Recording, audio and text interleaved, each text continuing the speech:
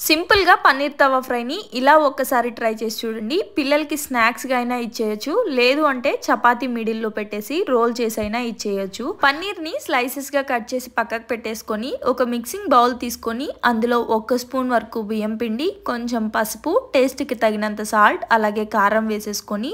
కొద్దిగా అల్లం తెల్లగడ్డ పేస్ట్, అలాగే గరం మసాలా, కొంచెం ధనియాల పౌడర్ కూడా వేసేసుకొని అందులోనే 1 స్పూన్ ఆయిల్ వేసేసి వాటర్ ని కొంచెం యాడ్ చేసుకొని ఇలా పేస్ట్ లా కలిపి అందులోనే మనం కట్ చేసుకున్న పన్నీర్ స్లైసెస్ ని వేసేసుకొని ఈ మసాలా మొత్తం పన్నీర్ స్లైసెస్ కి మంచిగా అప్లై చేసేసి మీకున్న టైం ని బట్టి అట్లీస్ట్ ఒక 15 మినిట్స్ అయినా పక్కకు పెట్టేసుకోవాలి. స్టవ్ మీద మందంగా ఉండే ప్యాన్ పెట్టేసుకొని అందులో కొద్దిగా బటర్ వేసి ముందుగా మనం మ్యారినేట్ చేసుకున్న పన్నీర్ స్లైసెస్ మొత్తాన్ని ఒకదాని తర్వాత ఒకటి పెట్టేసుకొని మంటని మీడియం ఫ్లేమ్ లో అడ్జస్ట్ చేసుకుంటూ రెండు వైపులా కూడా మంచి కలర్ వచ్చే వరకు ఫ్రై చేసుకున్నాము అంటే చాలా సింపుల్ గా ఉండే పన్నీర్ తవా ఫ్రై అయితే రెడీ.